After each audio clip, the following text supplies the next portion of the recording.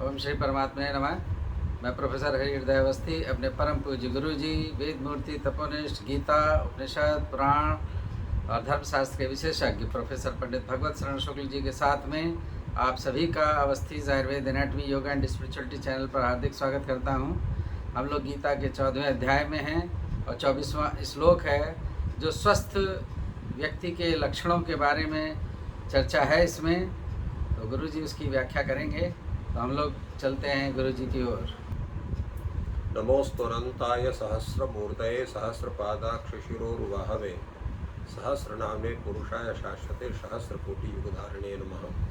कृष्णाय वासुदेवाय हरे परमात्मने प्रणतक्लेशनाशाय गोविंदाय नमो नमः। इस चैनल से संबद्ध सभी विद्वद्गण, सभी जिज्ञासु छात्रवृंद, सहृदय सज्जन वृंद एवं इस चैनल के संस्थापक तथा प्रबंधक आचार्य हरि हृदय अवस्थी जी, आप सबका इस गीता ज्ञान यज्ञ में स्वागत है।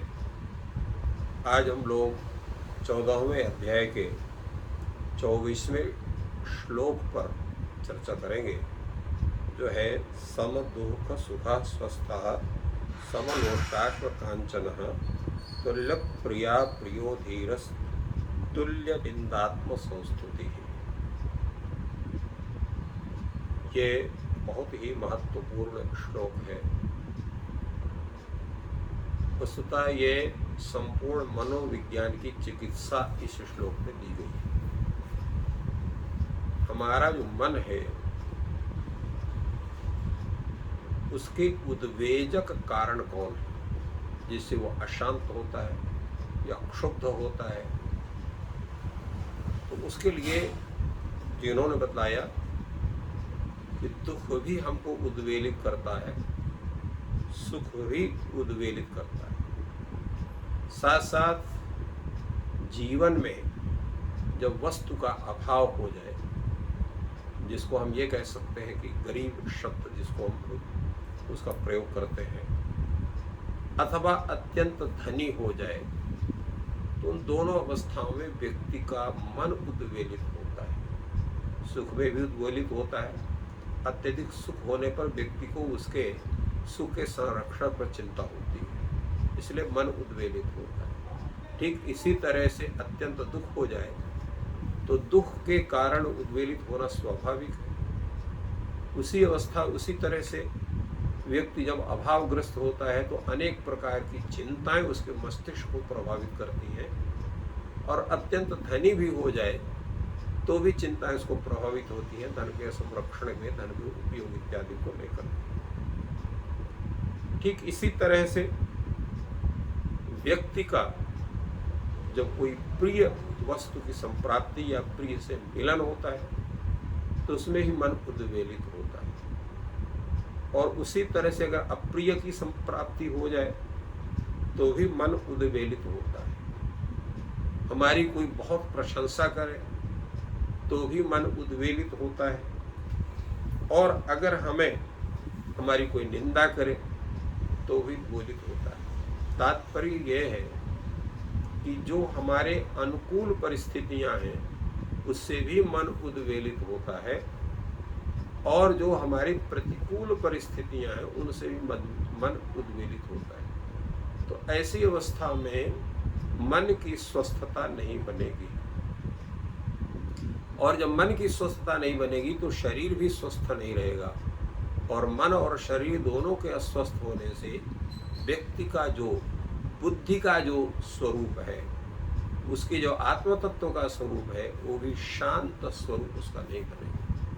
तो ऐसी अवस्था में जो ये तीनों गुण हैं, ये हमें पूर्ण रूप से प्रभावित कर हमें, हमारे शरीर को, हमारे मन को, हमारी बुद्धि को इस तरह से उसको खिन्न कर देते हैं कि हमारी समाधि की अवस्था नहीं लग सकती है।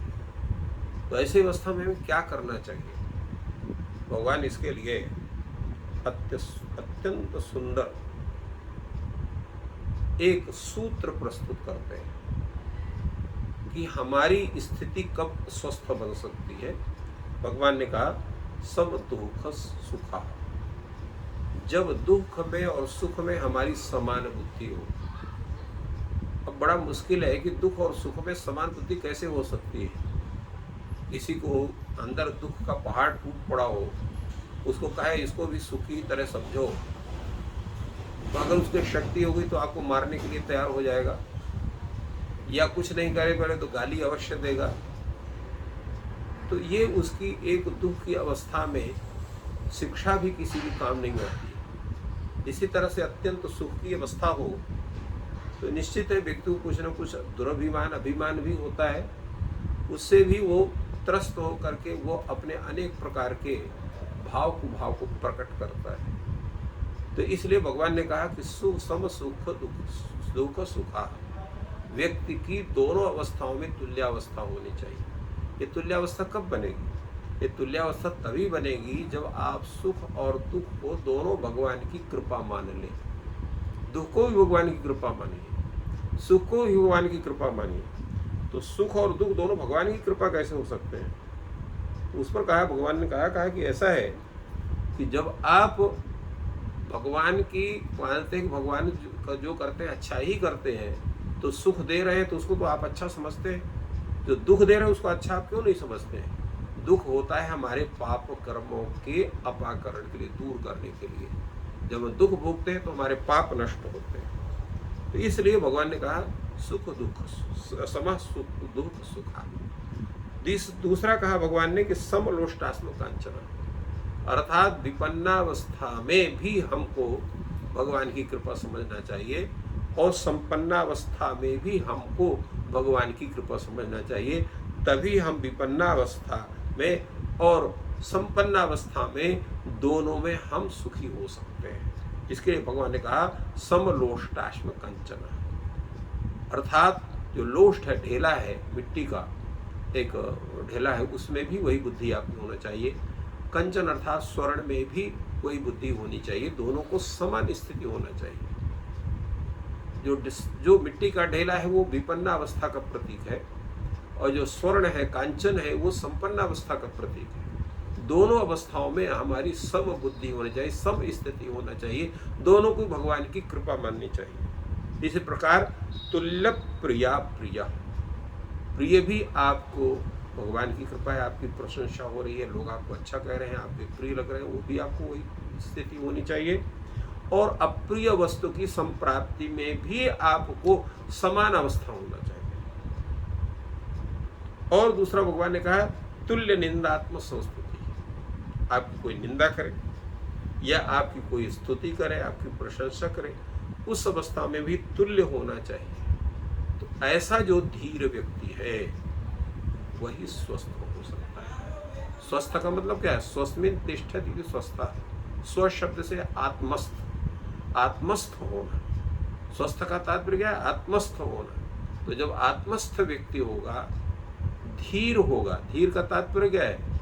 प्रत्येक वस्तु में समबुद्धि धारण करना, मन की शांति को नष्ट ना होने देना, अपने स्वरूप का हमेशा उसको एक स्वरूप में स्थापित करना, वो धीर है। जो धीर होगा, स्वस्थ होगा, तभी वो शांत होगा। और जब तक धीर नहीं है, स्वस्थ है, तब तो वो शांत नहीं हो सकता है। और शांत जब शांत बुद्धि नहीं है, शांत मन नहीं है, शांत आपका आत्म तत्व नहीं है, तो फिर आपकी समाधि अवस्था जो जिसको स्थित प्रज्ञ कहा गया, वो नहीं बन सकता है। इसलिए भगवान ने कहा आप सुख और दुख को समान समझिए, और विपन्नावस्था संपन्नावस्था को समान समझिए, प्रिय की प्राप्ति अप्रिय की प्राप्ति को भी समान समझिए, और अपने निंदा और स्तुति को भी समान समझिए।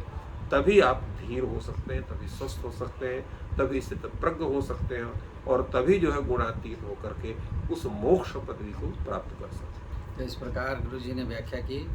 और आयुर्वेद में सुश्रुत ने जो परिभाषा बनाई है स्वस्थ की, समदोष समाग्निश्च सम धातु मल क्रिया प्रसन्नात्मेन्द्रिय मना स्वस्थ इत्यभिधीयते। इसमें भी सम अवस्था की ही चर्चा है, और वही चर्चा यहाँ पर गीता में है।